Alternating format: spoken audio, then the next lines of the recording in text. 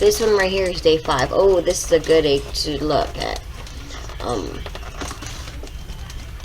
This one you can really see it. There's the veins that I was talking about. The veins all over. That is a fertile egg. This is day 5.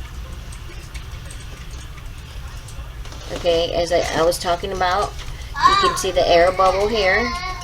This is the air supply. Now when you put an egg in the incubator, the pointy side needs to be down.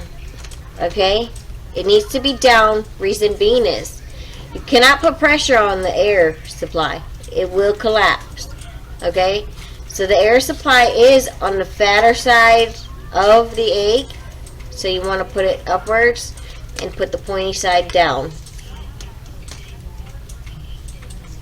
But you can see, if you watch, you'll see some movement.